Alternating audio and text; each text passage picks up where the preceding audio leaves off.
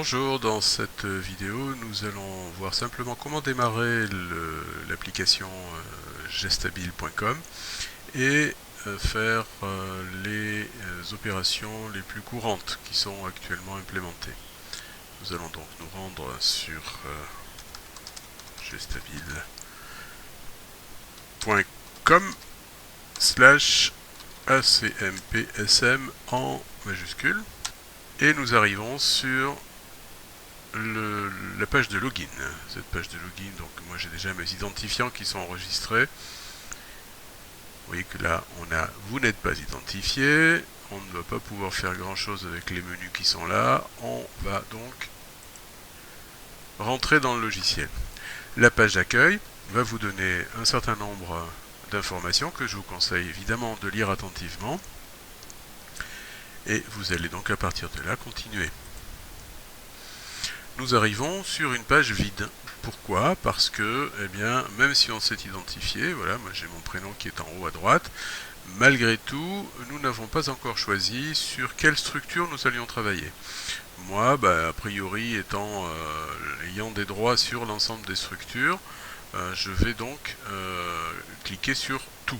Mais si vous êtes CMP par exemple, vous allez pouvoir cliquer soit sur une des structures que vous représentez, soit sur le CR total.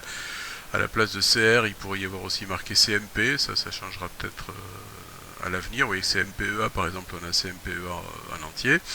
Et voilà, etc. Pour un TA, pour un TAD, voilà. Pour un TAD, à noter que URPS et APART sont distingués. Voilà, donc moi je clique sur tout et je vois apparaître deux opérations qui ont déjà été saisies, que j'avais fait à partir du relevé de banque. Et on voit qu'on est en mode simplifié ici, c'est le mode par défaut. Si vous avez une connaissance comptable ou simplement de la curiosité, vous pouvez cliquer sur le mode standard et vous aurez la totalité des journaux en partie double. On expliquera peut-être ça dans une prochaine vidéo. Pour l'instant, on va revenir au mode simplifié et on va voir comment on va saisir différents achats pour commencer. Saisir un achat. Donc nous allons voir comment saisir un achat. Nous avons les deux possibilités, soit cliquer sur un des gros boutons à gauche qui sont en fait des boutons de lancement rapide pour des opérations qu'on fait souvent. Il n'est pas toujours présent, ce dash là, enfin cette partie à gauche, parce que si votre écran n'est pas assez grand, là il est maximum, c'est un écran standard. Si on passe sur un écran qui est un écran très classique qu'on trouve, c'est une taille d'écran tout à fait classique, qu'on trouve par exemple sur les portables, voilà, pas les plus performants peut-être, mais enfin des portables quand même qui sont en HD. Donc on passe en 1366 de large. Dès que vous passez en dessous de 1440, vous allez vous retrouver avec une zone de dash qui a disparu. Dans ce cas-là, simplement, on va utiliser les menus. Donc, voyons donc comment saisir un achat. Alors pour ça, je vous propose de passer peut-être sur une autre page, en fait, qui est une page locale. C'est celle qui me sert à faire les tests. Et on voit qu'elle est un petit peu plus remplie, mais évidemment j'ai rempli avec un tas de trucs qui sont plus ou moins fantaisistes ou plus ou moins réalistes. Et donc on est toujours en mode simplifié. Et nous allons donc saisir un achat, soit comme ça. Hop, on aurait pu aussi faire ici. Donc vous voyez qu'on a différentes possibilités. C'est achat plus paiement, c'est-à-dire qu'on va saisir à la fois l'engagement d'achat et son paiement. On pourra plutôt, dans un proche avenir, faire soit un achat seul. On a conclu l'achat, on n'a pas encore payé, c'est un engagement, il y a un contrat qui a été signé, mais il n'y a pas eu de paiement pour l'instant, et plus tard, on va peut-être saisir le paiement. Voilà. On peut aussi faire des IMO. Les IMO, pour l'instant, elles sont pas donc implémentées, ça sera dans pas très longtemps. Donc voilà, on se retrouve sur achat plus paiement. Nous allons ici dans la zone du bas choisir la date de facture et la date de paiement. Supposons que nous choisissions de faire pour le téléphone. Tiens, voilà. Donc on a ou le téléphone ou Internet. On va donc avoir une facture qui en général est émise le 1er janvier. Donc je vais prendre 1er janvier pour la date de la facture. Ça peut être différent, c'est à vous de voir. La date de paiement, je vais la trouver en général sur le relevé de banque. Bon, mettons que ce soit le 10 janvier, c'est peut-être le 25, peu importe, vous verrez. Et eh bien, ça concerne... Alors, vous n'aurez pas toutes ces structures-là. Moi, je suis sur toutes les structures. Donc, lorsque vous allez arriver sur cette liste déroulante, vous aurez juste les structures qui correspondent à votre zone de responsabilité. Bon, supposons que, allez, on est sur le CMPEA du tampon, voilà, pas la caisse, puisque le téléphone, c'est certainement pas, ça se règle pas avec la caisse, mais ça se règle, voilà, avec la banque, CMPEA banque, le montant, j'en sais rien, on va dire n'importe quoi, 32,42, le compte charge. Alors, lorsque je vais cliquer sur le compte charge, alors moi, vous avez ici là, un indice en blanc sur noir, qui est en anglais, please match the requested format. Bon, j'espère que vous l'aurez en français, moi j'ai peut-être pas la bonne langue installée. Ça veut dire simplement, il y a une demande de format. Le format, c'est qu'il faut qu'il y ait dans les comptes du plan comptable, on les utilise avec 6 chiffres. Donc en fait, ils sont déjà là. Bon, moi, je vais chercher tout simplement téléphone. Est-ce qu'il y a quelque chose tel? Il n'y a pas téléphone, mais il y a télécommunication. 626 100, c'est celui-là. Voilà.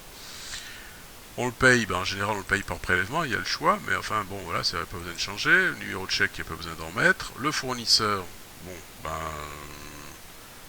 allez, on va dire Orange. Est-ce que ça existe? Orange, je clique et j'ai Orange. Donc je clique sur Orange. Le libellé, je mets ce que je veux. Téléphone... janvier, voilà, le CMPEA du tampon, et l'activité qui correspond. Et alors là, un petit souci, utilisez votre molette ou roulette de souris, n'essayez pas de cliquer là-dessus, sinon ça va tout effacer. Qu'est-ce que j'ai? C'est HTTP en général, je pense qu'il y aurait peut-être quelque chose qu'on pourrait rajouter, mais enfin bon, mettons que le téléphone, voilà, ça fait partie en gros du HTTP. Peut-être que c'est pas très bien, mais enfin voilà, c'est juste pour la démonstration. Je vais donc cliquer sur la coche verte, qui me dit que c'est OK, et je vais avoir donc une saisie en attente d'enregistrement. Cette saisie n'est pas du tout encore enregistrée, elle n'est pas sur la base de données, c'est-à-dire si je quitte le logiciel à ce moment-là, elle ne sera pas enregistrée, je ne la retrouverai pas. Mais ça me permet quand même de la réviser. Est-ce que c'est bon? Voilà, montant, compte charge, mode paiement, oui c'est bon, c'est un prélèvement, orange, bon. Si je me suis trompé, je peux effacer en bas, je peux l'éditer, et en fait, elle redescend. Voilà. Donc là, je vais changer, non, c'est pas 32,42, quel idiot, c'est 32,43. Bon, ok. Voilà. Donc, vous observerez qu'il n'y a pas de TVA au passage. On est dans une association, on a au moins cette simplification, pas de TVA. Et, bon, mettons que je vais, comme je veux rester sur cette page pour saisir un autre achat, bien je vais le faire. En bas, je vais rien effacer, d'ailleurs, je vais juste me contenter de changer ce que j'ai besoin de changer. Et mettons que le 16, j'ai fait un achat, pardon, j'ai fait un achat, voilà, le 16, que j'ai payé tout de suite, donc facture et paiement, c'est la même date. Sur le journal financier, c'est le même, c'était un achat de 45 €, sur un compte charge. Alors en fait, là il va falloir que j'efface ce que j'ai mis pour avoir d'autres informations. C'est un achat où, mettons, j'ai acheté, on a des animaux qui servent pour des ateliers pour les enfants, et j'ai acheté quelques granules, des grains, je sais pas quoi, pour ces animaux, hamster, chat, ours, je sais pas, bon enfin voilà. Donc je mets, qu'est-ce que j'ai choisi? Fourniture pédagogique. paraître bizarre, mais c'est pas alimentation, parce que alimentation pour animaux, en fait, ça sert surtout pour tout ce qui est... c'est une fourniture petite, une petite fourniture qui sert à dans des ateliers thérapeutiques. Alors, pédagogique, le mot est pas très heureux pour nous, on verra, on peut-être le changer, mais enfin bon, en gros, c'est fourniture pour les matériels thérapeutiques. Et bon, voilà, les animaux, matériel thérapeutique. Donc je clique dessus pour me débarrasser de la petite fenêtre. Payé par, non, c'est pas par prélèvement, je suis allé... Ah mais je l'ai payé comment? Par carte? Pas du tout, je l'ai payé en espèces. Ah mais si je fais ça, est-ce que ça va marcher? On va bien voir. Fournisseur, c'était... voilà, Home iPet. Voilà, ils vendent des fournitures pour animaux. Le libellé, c'est fourniture animaux. Voilà. La structure, c'est MPATP, et l'activité, c'est du CATTP, ou peut-être que c'est pas ça, c'est un atelier thérapeutique. Bon, admettons. On va essayer de faire partir ça. Ah! Voilà. Heureusement, vous avez quelques petites barrières qui vous empêchent de faire des bêtises. Parce que si je mets la banque avec un paiement en espèces, ça colle pas. Donc là, on vous dit, le moyen de paiement n'est pas compatible avec le journal financier choisi. Vous trouverez de temps en temps, comme ça, des avertissements lorsque vous faites quelque chose qui n'est pas compatible avec, la structure de la compta. Donc, oui, c'était pas la banque que je suis bête, c'était la caisse. Donc, c'est un PEATP caisse. Voilà. Il n'y a pas de numéro de chèque, c'était en espèces. Vous verrez que si vous ne mettez pas de numéro de chèque alors que vous avez donné un chèque, ou si vous mettez un numéro de chèque alors que vous avez fait, on va vous dire aussi que ça va pas. J'envoie tout ça là-haut. Donc, dans cette zone-là, qui commence à pouvoir être défilante, on peut la faire défiler, on a cette fois deux opérations qui sont toujours pas parties sur la base de données. Donc, si on pense que c'est bon, eh bien, on va cliquer là-dessus. Et donc, nous retrouvons bien nos deux opérations qui ont été enregistrées, voilà, qui sont en haut de la liste. Et en mode standard, on aurait évidemment beaucoup plus d'informations. Voilà, je repasse en mode simplifié.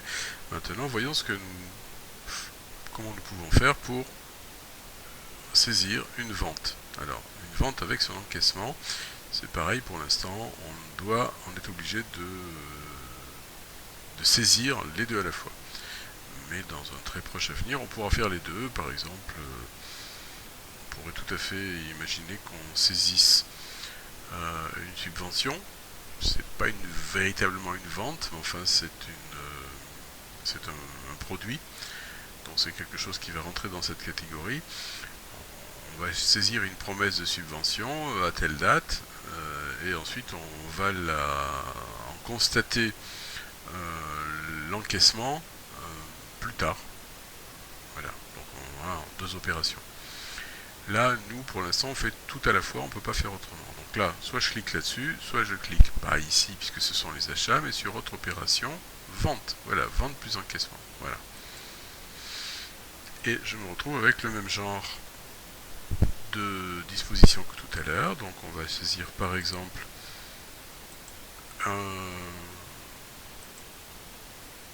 une facturation au 1er janvier pour une part de loyer pour un patient de l'URPS. Une facture, vous mettez ce que vous voulez. Là, pour l'instant, il n'y a pas du tout de standard. Ou bien vous pouvez aussi mettre rien du tout. Bon, mettons qu'on met ça. Le journal, donc ça c'est l'URPS. Non, c'est pas l'URPS, c'est Intad Bank, puisqu'il paye par virement ce monsieur. Intad Bank, voilà. Le compte produit, je vais choisir loyer là-dedans, voilà. Je sais pas où il est, mais enfin, mettons que ce soit à Saint-Louis, c'est peut-être pas ça, c'est pas grave. Il paye donc par virement. L'usager, je vais chercher ici, je vais taper Bito, voilà, que je connais son nom, ça aide. Et le libellé, je mets également ce que je veux, loyer, je sais pas, janvier 2. En fait, j'avais déjà rentré une fois, mais c'est pas grave puisque c'est vraiment pour la démonstration. La structure, c'est pas tout à fait l'URPS en fait, hein, c'est appart, voilà. Et l'activité, loyer appartement. Voilà. Donc, par contre, je serais tenté de cliquer tout de suite là-dessus si je vois pas ce qu'il y a en dessous.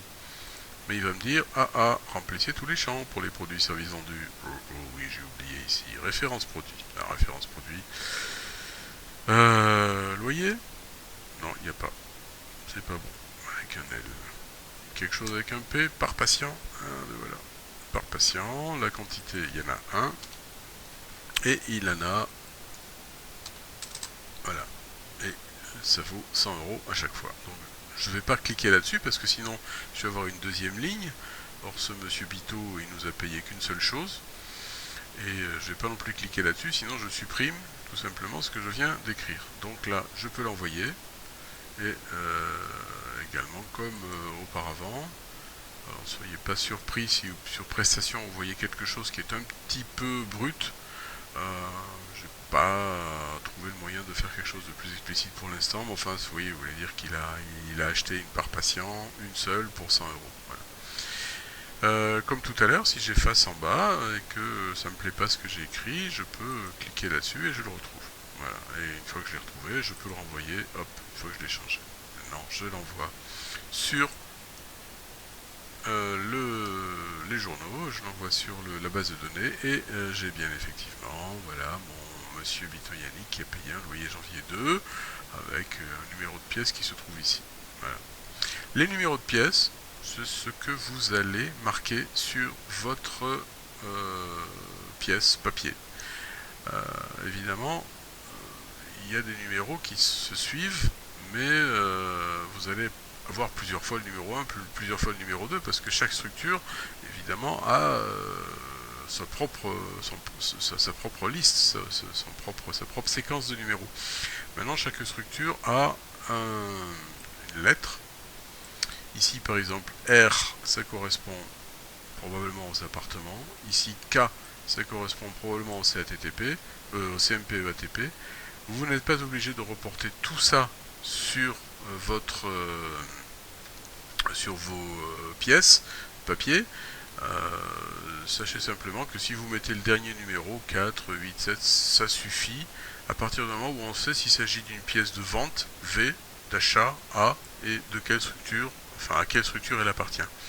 Maintenant, je vais vous donner également la nomenclature de ces... à titre d'information, vous aurez également cette nomenclature des lettres qui servent à identifier les structures dans les numéros de pièces. Voilà. Eh bien, nous avons terminé pour ce qui concerne les opérations principales, l'achat, paiement et la vente et encaissement. A bientôt, la prochaine vidéo, nous allons parler des virements internes dont vous aurez sûrement besoin. Nous allons donc voir ensemble comment effectuer ou saisir un virement interne. Nous allons commencer par sélectionner la page, soit en cliquant sur ce bouton du dash, soit tout simplement sur le menu Autres opérations, virement interne. Nous arrivons sur la page qui a la structure que nous avons déjà vue et nous allons enregistrer le virement dans la partie inférieure. Donc la date de virement, on va dire que on a par exemple le 3 janvier un virement de la part de la banque Intad sur la caisse qui est une caisse de répartition pour Intad qui est FCG Intad, fonctionnement général Intad, qui va donc aller prendre à la banque 2000 €. C'est un virement, un retrait à la banque pour dépôt sur la caisse, ça fait partie des virements. Donc on va mettre comme libellé ce que vous voudrez. Moi je mets en général l'approvisionnement, minuscule, approvisionnement caisse, pour la structure qui est FCG Intad, que je vais tout de suite stocker dans les attentes d'enregistrement. Et pendant que j'y suis, je vais tout de suite faire l'opération suivante avec le même formulaire. Sur l'opération suivante, on a de cette caisse FCG NTAD qui viennent d'être approvisionnées. On va dire que par exemple, on va approvisionner la caisse GEPSI, Gérontopsie, d'un montant de 200 €. On va laisser le même libellé, et cette fois par contre, on va choisir le libellé pour la structure qui est GEPSI. Voilà, donc nous mettons ça également dans la partie du milieu. On vérifie que tout va bien. On voit qu'au niveau activité, bien sûr, ça a été rajouté automatiquement. Ça ne correspond pas à une vraie activité, c'est une activité entre parenthèses compta, ce qui veut dire que c'est en fait une simple écriture de gestion. Et on envoie ça à la base de données, et effectivement on voit que nous avons...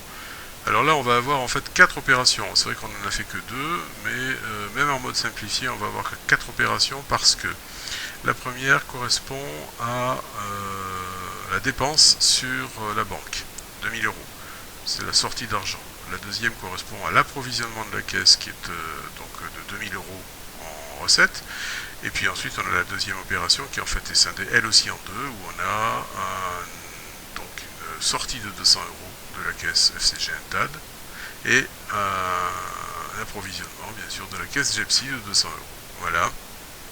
Bien entendu, si je choisis le mode standard, je vais avoir davantage de lignes pour les mêmes opérations parce que disons qu'on va y rajouter des lignes qui concernent les virements eux-mêmes qui sont des lignes avec des comptes 58, voilà 583. Profitons-en peut-être pour voir que les pièces qui correspondent, je repasse en mode simplifié, c'est aussi simple, c'est le cas de le dire, les pièces qui correspondent au transfert commencent par T, et que là nous avons également la structure, la lettre qui se trouve ici dans le numéro de pièce qui correspond à la structure. Celle-ci c'est GEPSI, ici la lettre L c'est FCG NTAD. Voilà. Donc une petite précision, je m'excuse, j'ai utilisé le terme de transfert à la place de virement. J'ai été obligé d'utiliser ce terme anglais pour la première lettre pour ce qui concernait les virements, puisque le V était déjà pris par les ventes. Donc pour des raisons techniques, en fait c'était un peu compliqué de faire autrement. Donc j'ai choisi T, ce qui m'a fait parler de transfert, mais bien entendu je voulais parler de virement. Voilà, nous avons vu ensemble comment effectuer un virement interne. Sur les prochaines vidéos, nous approfondirons d'autres sujets. A bientôt, au revoir.